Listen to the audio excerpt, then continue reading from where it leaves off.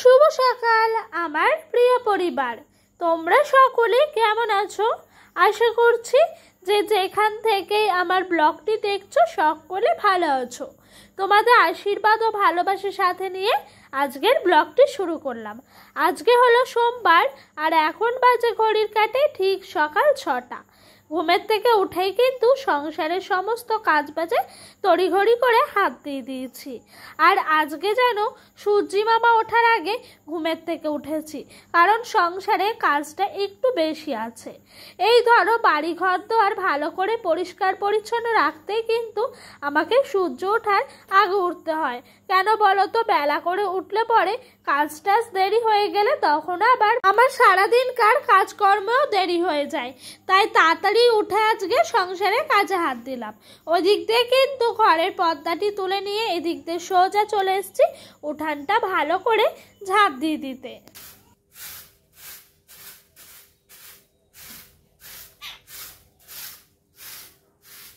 তো ওই দিক দিয়ে কিন্তু আমার উঠান ঝাঁট দেওয়া হলো। এদিক দিয়ে বাসনগুলো রাতে যে সমস্ত ছিল বাসি বাসন সেগুলো মেজে নিয়েছি।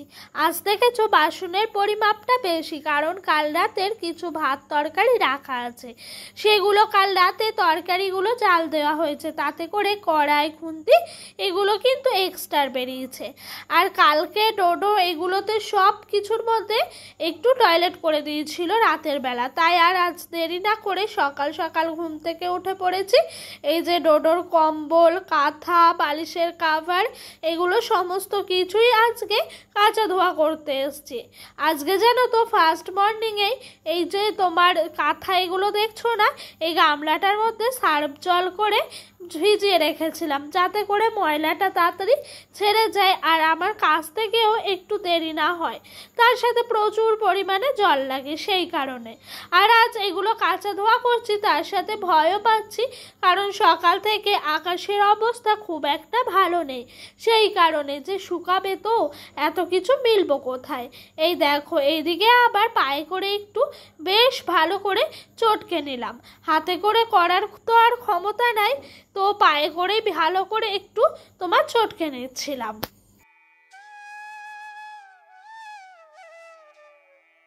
আর এতক্ষণে না সূর্যি মামা উঠেও পড়েছে বেশ ভালোভাবে, এটা দেখেই মনটা অনেকটাই খুশি হয়ে গেল। তো আজকে সারাদিনটা এই মেঘলা এই রোদ্দুর এরকম করে চলেছে। তো আমি এইদিকে আবার দড়িতে দিয়েছিলাম, তো তার কিছুক্ষণ পরই দেখি শ্বশুরমশাই সমস্ত কিছুই একটি বালতির মধ্যে ভরে, যার মধ্যে আর কি কাঁচা ধোয়া রাখা হয় সেই বালতিতে ভরে ছাদে তুলে একেবারে মেলে দিয়েছিলেন। আর জানো তো ছাদে উঠতে পারি না, কারণ হলো আমাদের বাঁশের মই। তো বাঁশের মই আমার ওঠা অভ্যাস নাই, কিন্তু জানি উঠতে চেষ্টা করলে পারবো, কিন্তু কখনো চেষ্টা করি না। আবার বাড়িতে সবাই বকাঝকা করে, বলে পা ফসকেই নাকি পড়ে যাব, তো সেই জন্য উঠি না।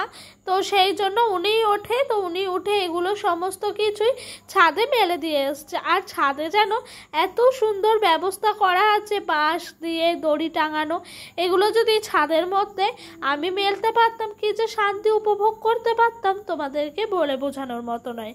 ছাদ আছে কিন্তু ছাদে সিঁড়ি নেই, এটাই হলো আমাদের কপাল। যাই হোক, ওই দিককার আমার কাঁথা মেলা হয়ে গেল, এবার এইদিকে কম্বলটা মেলছি। আর এই কম্বলটা না আমার ভীষণ প্রিয়। এটি কার জানো? এটি হলো আমার দিদির ছেলের। তো দিদি যত্ন সহকারে রেখে দিয়েছিল, ভেবেছিল যদি বোনের ছেলে মেয়ে হয় তাকে দিয়ে দেবো। তো এই দেখো হয়েওছে, সেটাই দিয়ে দিয়েছে। আর এটি আমার কাছে আমিও স্মৃতি হিসাবে সারা জীবন রেখে দেবো, কারণ আমার দিদির ছেলের। যাই হোক, ওই দিক দিয়ে আমার সমস্ত কিছুই পরিষ্কার পরিচ্ছন্ন হলো। এবার এইদিকে চলে এসেছি ঘর দুয়ার একটু ভালো করে গুছিয়ে নিতে। এরই মধ্যে ডোডো ঘুমের থেকে উঠে চলে গেছে বাইরে খেলাধুলা করতে।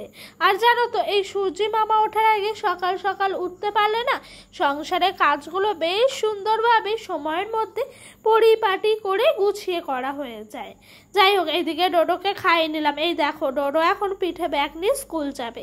এখন সময় হলো ওই তোমার 9:45 মতো। আমাদের সামনের বাড়ি এক ভাইজি স্কুলে যায়, তো ওকে দেখে ওর খুব মনে ইচ্ছে জেগেছে ও স্কুলে যাবে, ও পড়াশোনা করবে। তো পিঠে ব্যাগ নিয়ে বেরিয়ে গেল। আবার কি বলে জানো? বোতল দিতে।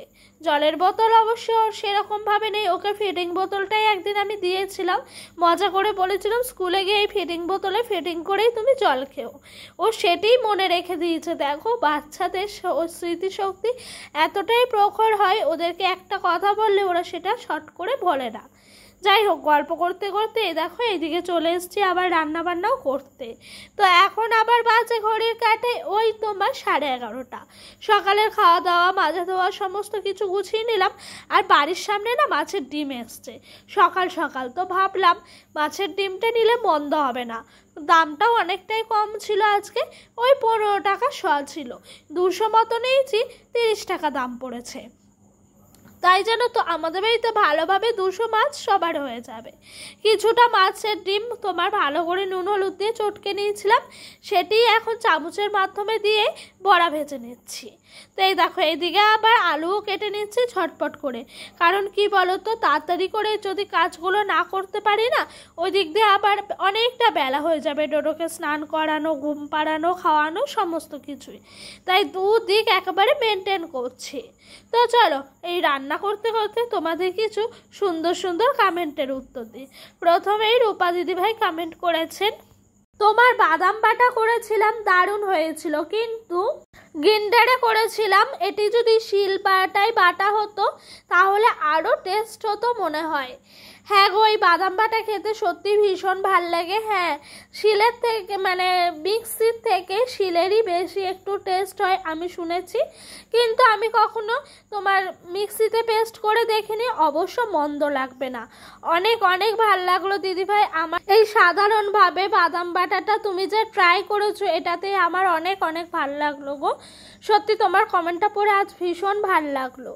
এই দেখো তোমাদের সঙ্গে গল্প করছি, এদিক দিয়ে আমার কাজও হয়ে যাচ্ছে। দেখেছো মাছের ডিমের জন্য আলুগুলো কেটে রেখেছি, সেগুলোও তুলে নিলাম। আর একটি মতো টমেটো কালকেকার ছিল, মানে 2টি আনা হয়েছিল। কাল একটা চিকেনে দিয়েছি, আজকের একটা রাখা ছিল। তো এই টমেটোটি ভাবছি এই তোমার মাছের ডিমের তরকারিতে দেবো। তো মাছের ডিমের তরকারিতে দেয় কিনা আমি সেরকম ভাবে জানি না, কিন্তু ট্রাই করব। অবশ্যই এটা আমি একদম নিজের থেকে আজ রান্না করলাম। তো বাড়িতে খেয়ে সবাই অনেকটাই ভালো বলেছে। আর এই যে এই রান্নাটি দেখছো, এটি আমার শাশুড়ি মায়ের থেকে শেখা। তো এটি হলো মাছের ডিম আলু দিয়ে পেঁয়াজ দিয়ে চচ্চড়ি। এটি একদম নর্মালভাবে যেরকম আলু আর পেঁয়াজ ভাজা কাটা হয় সেরকম কেটেছি। তো প্রথমে ওই রকম প্রসেসে ভেজে নিয়েছি, তার সাথে কিছুটা কাঁচা লঙ্কা চিড়ে দিয়ে দিয়েছি। তারপরে একটু গুঁড়ো লঙ্কা হলুদ দিয়ে ভালো করে নেড়ে চেড়ে নিয়েছি, তারপরে জল দিয়ে দিয়েছি। তারপর জানো তো আবারও একটু জল দিয়ে দিতে হবে, তো না দিলেও হবে। এই যে মাছের ডিমগুলো দিয়ে দিলাম, তো এগুলো আবারও একবার ভালো করে কষিয়ে নেব। তারপরে জল দিয়ে ঢাকা চাপা দিয়ে দিয়ে করব। চলো এরপরে নেক্সট কমেন্ট পড়া যাক। মানসী বনু কমেন্ট করেছে, অনেক দিন পর তোমার কমেন্ট পেলাম গো, সত্যি আজ ভাল লাগলো। আমি 2 দিন জানো তো আগে বলেছি যে তোমার কথা কোনো রেসপন্স পাইনি। জানো তুমি কি ভিডিও দেখতে না এতদিন? তো মানসী বনু কমেন্ট করেছে, কেমন আছো তুমি দিদিভাই? মাংস রান্নাটা খুব ভালো হয়েছে। আমি কলকাতা বারাসাত থেকে তোমার ভিডিও দেখছি, এখানে আমার শ্বশুর বাড়ি। আচ্ছা, আমি অনেক ভালো আছি। হ্যাঁ গো, আমি জানি তুমি বারাসাত থেকে দেখছো, তবুও আমি বলেছিলাম তুমি যে আমার কমেন্টের রিপ্লাই দিয়েছো অনেক ভালো লাগলো। তো তুমি প্লিজ আমি এই কমেন্টের রিপ্লাই দিও। তুমি এতদিন ভিডিও দেখতে না, না কিছু হয়েছিল প্লিজ বলো, অনেকটাই টেনশন করছিলাম জানো। তোমাদের রেগুলার কমেন্ট পাই, তো যখন মিস হয়ে যায় তখন চিন্তা হয় যে কী হলো না হলো, তার জন্যই বারবার বলছি। তো এই দেখো তোমাদের সঙ্গে গল্প করতে করতে এদিক দিয়ে কিন্তু আমার মাছের ডিমটা ভালো করেই চচ্চড়িটা করা হয়ে গেছে।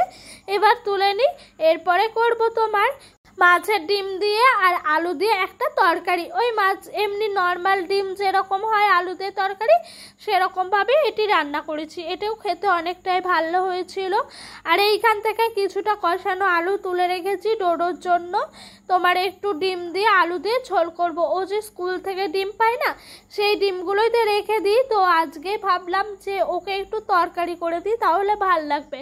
প্রত্যেক দিনই তো সেদ্ধ ডিম খায়, তো তাই আজকে একটু অন্যরকমই করার চেষ্টা করছি। চলো এরপরে নেক্সট কমেন্টটি পড়া যাক। এক দিদিভাই আমায় কমেন্ট করেছেন, আমি ব্যান্ডেল ত্রিবেণীতে থাকি। আচ্ছা দিদিভাই, ব্যান্ডেলে একটা চার্চ আছে, ওইখানেই কি তোমার বাড়ি? আর ওই চার্চটায় যেন আমার যাওয়ার ভীষণ ইচ্ছে আছে। আগের বছর থেকে ডোডোর পাপাকে বলেছিলাম 25শে ডিসেম্বরে যাব, তো ও তো মায়াপুর নিয়ে গেছিলো। তো এবার আবার ভীষণ ইচ্ছে হচ্ছে ওই ব্যান্ডেল চার্চে যাওয়ার, যদি পরিস্থিতি ঠিক থাকে। আর জানোই তো আমাদের মধ্যবিত্ত ঘরে যদি একটু ঠিকঠাক থাকি তাহলে কিন্তু যাব, ইচ্ছা আছে।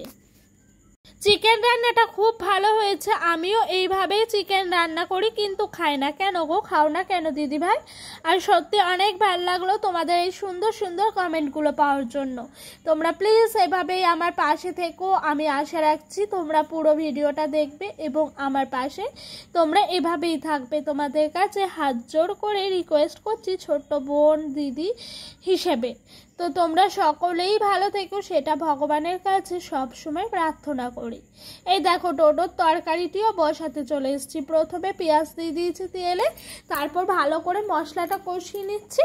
এরপরে কিন্তু আলু দিয়ে ডোডোর তরকারিটা করব। আর ওই দিক দিয়ে ভাতটা 1 ফুট দিয়ে গ্যাস বন্ধ করে রেখেছিলাম, আবারও 1 ফুট দিয়ে নামিয়ে নেবো। এ দেখো এদিকে আবার দুপুরে খাওয়া দাওয়া করতে চলে এসেছি। ডোডোকে এতক্ষণে ঘুম পাড়িয়ে দিয়েছি, আর ওকে ঘুম পাড়িয়ে দিলে তাড়াতাড়ি করে আমাকে খেতে হচ্ছে এই কদিন ধরে, কারণ ও উঠে পড়ছে জানো। তো এই খাওয়া দাওয়া শেষ করলাম, একটু হাতে সময় পেয়েছি, আসন বুনছি। আর এই যে আসনটা দেখছো, এই সাইডগুলো না পুরো ভুল হয়েছে, অনেক দিন পর আসন করছি তো তাই যেন একটু ভুল হয়ে যাচ্ছে। তারপরে এই দেখো এইদিকে আবার ঠিক করে আসনটি বুনছি। তো ওইদিকে কি করব জানো তো, ওইগুলো পুরো একদিকে খুলবো আর একদিকে করে নেব, এতে করে আমার তাড়াতাড়িও হয়ে যাবে আর সময়টাও মনে হবে না অনেকটা দেরি লাগছে। সেই ছোট্ট ছিলাম তখন আসন বুনতাম, ওই ধরো আমি ক্লাস 6-7-এ পড়ি তখনকার কথা বলছি। তো এত দিন পর আবার যখন আসন বুনছি, আমি জানি এটা এরকম করতে হয়, কিন্তু ঘরগুলো ভুলে গেছি। তাই করতে করতে আবারও মনে পড়ে যাচ্ছে, কিন্তু সেই ভুলটা আবার শুধরে নেব, নিয়ে আবার ঠিক করে করব। কতটা দিন লং টাইমের পর আবারও আসন বুনছি, সেটা ভেবে ভীষণ ভাল লাগছে। আর জানো তো হাতের কাজ শিখে রাখা ভালো, সেটা ছোটোবেলায় আমাকে আমার মা সবসময় বলতো, সেটা এখন হাতে নাতে ফল পাচ্ছি। যাই হোক, তোমাদের সঙ্গে গল্প করতে করতে ওই দিক দিয়ে কিন্তু আমার কাঁথা কাপড় সমস্ত কিছুই ভাঁজ করা হয়ে গেছে। এরপরে দেখেছো এইদিকে চলে এসেছি, এই যে এই টোটোর যেখানে জামা কাপড় থাকে সেই সমস্ত জিনিসগুলো ভাঁজ করে নেবো। আর এগুলো হলো রেগুলার জামা কাপড় পরার জন্য এখানেই রাখি, এই যে ওর গামছা সমস্ত কিছুই আর কি। তো এই জায়গাটা ভালো করে পরিষ্কার করে নিই। অনেক দিন পর আবারও গুছাতে বসলাম, এই ধরে টেনে নিই ভাঁজ করে রেখে দিই, এরকমটাই হয়। কিন্তু এরকমভাবে বসে ভাঁজ করার একটা আলাদাই শান্তি। আর এই যে ওপরে এইগুলো ওর ভিজে ছিল জামা কাপড়গুলো, সেগুলো একটু শুকানোর জন্য দিয়ে রেখেছি। আর এখানে না খুব তাড়াতাড়ি সুন্দরভাবে শুকিয়ে যায়।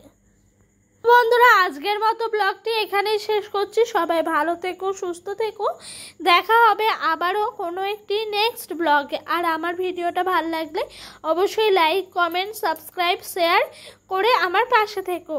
Okay bye. আর এই দেখো এইদিকে সমস্যাগুলো ডোডোর পাপা এনে দিয়েছে, এক ভাইজির হাত দিয়ে পাঠিয়েছে, ও এখনো বাড়ি আসেনি কিন্তু আমার জন্য খাবার পাঠিয়ে দিয়েছে। তো বাই।